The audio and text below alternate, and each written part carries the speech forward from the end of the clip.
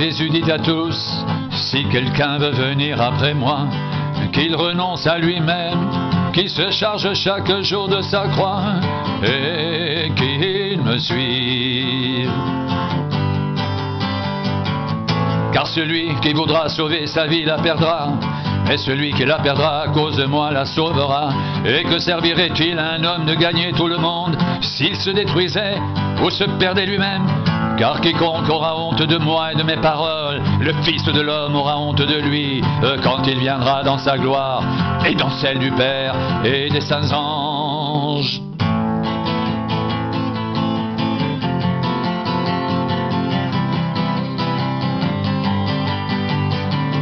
Si quelqu'un veut venir après moi, qu'il renonce à lui-même, qu'il se charge chaque jour de sa croix et qu'il me suive. Car celui qui voudra sauver sa vie la perdra, mais celui qui la perdra à cause de moi la sauvera. Et que servirait-il à un homme de gagner tout le monde s'il se détruisait ou se perdait lui-même?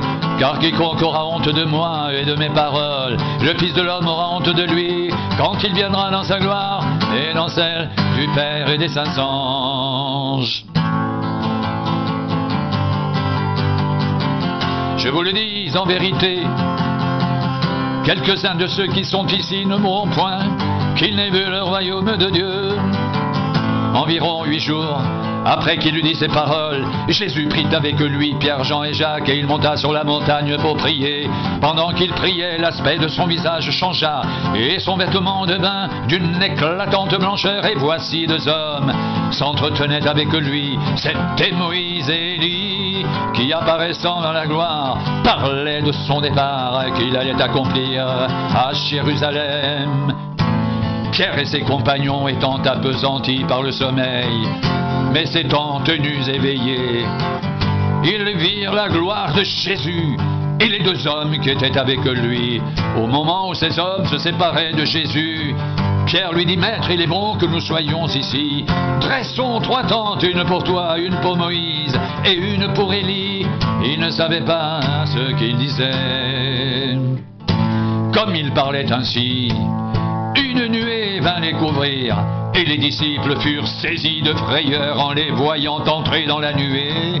Et de la nuée sortit une voix qui dit, celui-ci est mon fils élu, écoutez-le. Quand la voix se fit entendre, Jésus se trouva seul. Les disciples gardèrent le silence et ils ne racontèrent rien à personne en ce temps-là de ce qu'ils avaient vu.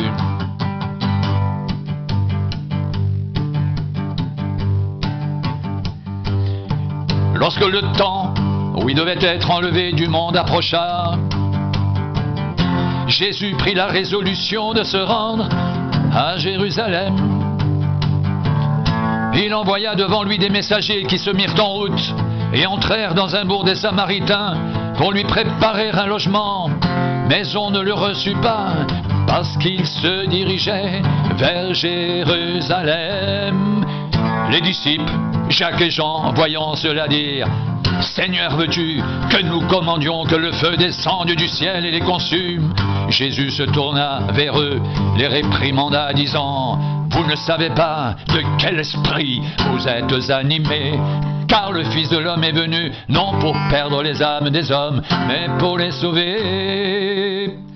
Et ils allèrent dans un autre bourg. Pendant qu'ils étaient en chemin, un homme dit, Seigneur, je te suivrai partout où tu iras. Jésus lui répondit, les renards ont des tanières et les oiseaux du ciel ont des nids, mais le Fils de l'homme n'a pas un lieu où reposer sa tête. Il dit à un autre, suis-moi. Et il répondit, Seigneur, permets-moi d'aller d'abord ensevelir mon Père. Mais Jésus lui dit, laisse les morts ensevelir leurs morts, et toi va annoncer le royaume de Dieu. Un autre dit, je te suivrai, Seigneur, mais permets-moi d'aller d'abord prendre congé de ceux de ma maison. Et Jésus lui répondit, quiconque met la main à la charrue et regarde en arrière n'est pas propre au royaume de Dieu.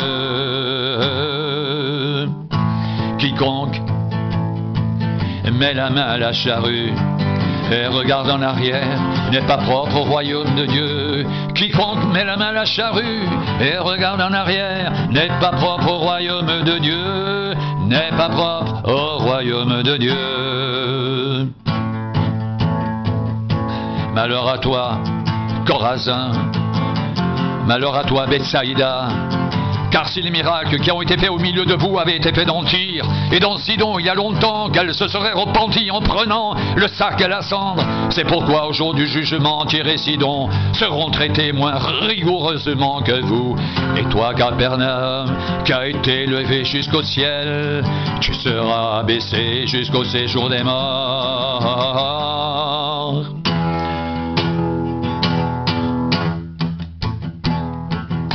Celui qui vous écoute m'écoute, et celui qui vous rejette me rejette.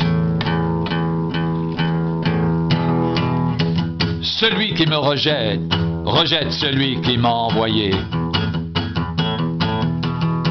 Les 70 revinrent avec joie, disant: Seigneur, les démons même nous sont soumis en ton nom. Jésus leur dit: Je voyais Satan tomber du ciel comme un éclair. Voici, je vous ai donné le pouvoir de marcher sur les serpents et les scorpions, et sur toute la puissance de l'ennemi, et rien ne pourra vous nuire. Cependant, ne vous réjouissez pas de ce que les esprits vous sont soumis, mais réjouissez-vous de ce que vos noms sont écrits dans les cieux. En ce moment même, Jésus tressaillit de joie par le Saint-Esprit et il dit: Je te loue, Père, Seigneur du ciel et de la terre, de ce que tu as caché ces choses aux sages et aux intelligents, et de ce que tu les as révélées aux enfants. Oui, Père, je te loue de ce que tu l'as voulu ainsi. Toutes choses m'ont été données par mon Père, et personne ne connaît qui est le Fils, si ce n'est le Père, ni qui est le Père, si ce n'est le Fils, et celui à qui le Fils veut le révéler. Et se tournant vers les disciples, il leur dit en particulier: Heureux les yeux qui voient ce que vous voyez, car je vous dis que beaucoup de prophètes et de rois ont désiré voir ce que vous voyez et ne l'ont pas vu, entendre ce que vous entendez et ne l'ont pas entendu.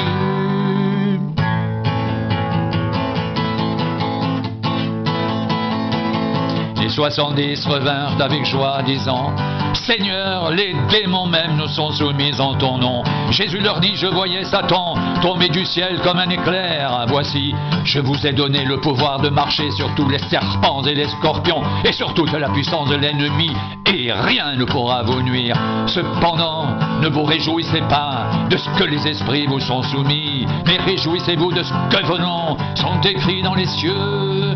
En ce moment même, Jésus tressaillit de joie par le Saint-Esprit, et il dit: Je te loue, Père, Seigneur du ciel et de la terre, de ce que tu as caché ces choses aux sages et aux intelligents, et de ce que tu les as révélées aux enfants. Oui, Père, je te loue de ce que tu l'as voulu ainsi. Toutes choses m'ont été données par mon Père, et personne ne connaît qui est le Fils, si ce n'est le Père, ni qui est le Père, si ce n'est le Fils, et celui à qui le Fils veut le révéler. Et se tournant vers les disciples, il leur dit en particulier: Heureux les yeux qui voient ce que vous voyez, car je vous dis que beaucoup de prophètes et de rois ont désiré voir ce que vous voyez, et ne l'ont pas vu, entendre ce que vous entendez, et ne l'ont pas entendu.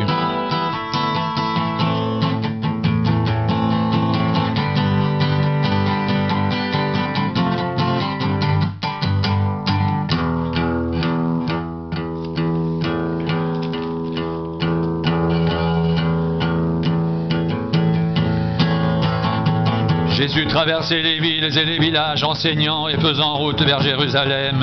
Quelqu'un lui dit: Seigneur, n'y a-t-il que peu de gens qui soient sauvés? Il leur répondit: Efforcez-vous d'entrer par la porte étroite, car je vous le dis, beaucoup chercheront à entrer et ne le pourront pas. Quand le maître de la maison se sera levé et aura fermé la porte, et que vous, étant dehors, vous commencerez à frapper à la porte en disant « Seigneur, Seigneur, ouvre-nous », il vous répondra « Je ne sais d'où vous êtes ». Alors, vous vous mettrez à dire « Nous avons mangé et bu devant toi, et tu as enseigné dans nos rues ». Et il répondra « Je vous le dis, je ne sais d'où vous êtes.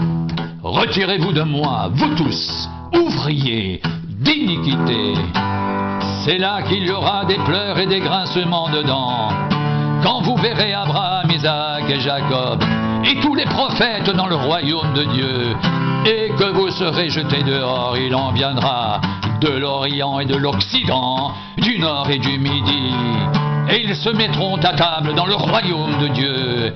Et voici, il y en a des derniers qui seront les premiers, et des premiers qui seront les derniers.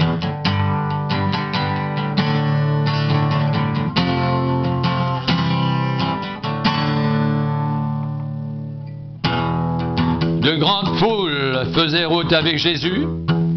Il se retourna et leur dit « Si quelqu'un vient à moi, sans me préférer à son père, à sa mère, à sa femme, à ses enfants, à ses frères et à ses sœurs, et même à sa propre vie, il ne peut être mon disciple. Et quiconque ne porte pas sa croix et ne me suit pas, ne peut être mon disciple.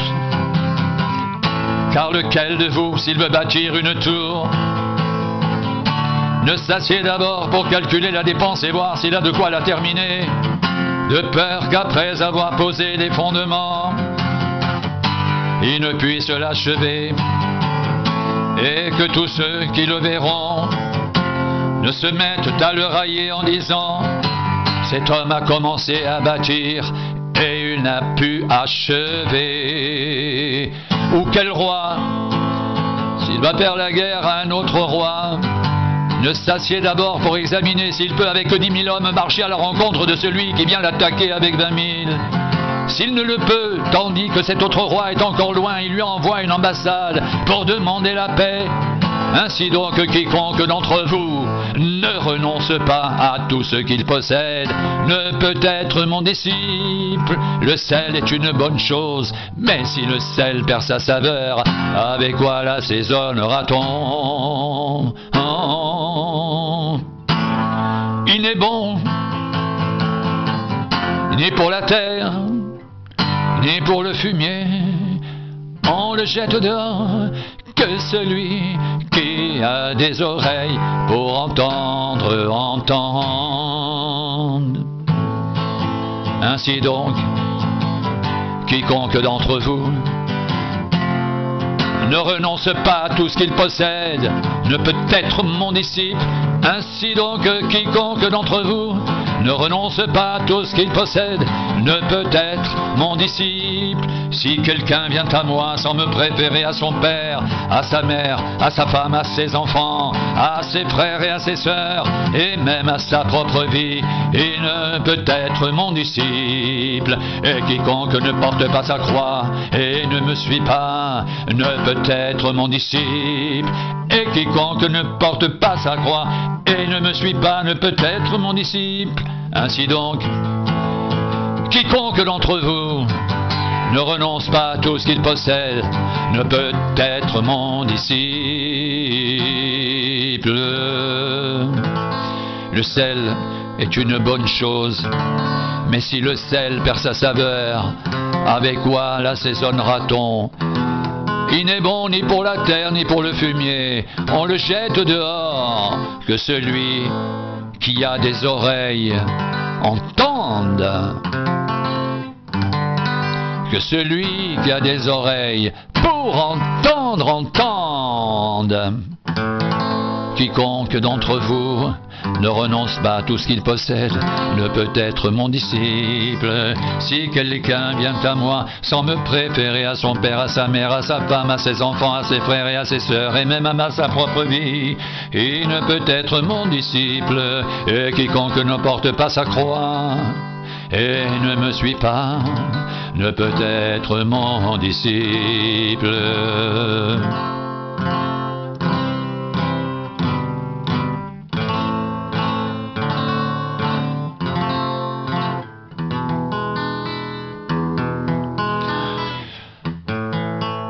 Tous les publicains et les gens de mauvaise vie s'approchaient de Jésus pour l'entendre. Et les pharisiens et les scribes murmuraient disant: cet homme accueille des gens de mauvaise vie et mange avec eux. Mais il leur dit cette parabole: lequel d'entre vous, si la 100 brebis qu'il en perdu ne laisse les 99 autres dans le désert pour aller à la recherche de celle qui est perdue, jusqu'à ce qu'il la trouve? Lorsqu'il l'a trouvée, il la met avec joie sur ses épaules. Et de retour à la maison, il appelle ses amis et ses voisins et leur dit: réjouissez-vous avec moi, car j'ai trouvé ma brebis qui était perdue. De même, je vous le dis, il y aura plus de joie dans le ciel pour un seul pécheur qui se repent que pour 99 justes qui n'ont pas besoin de repentance.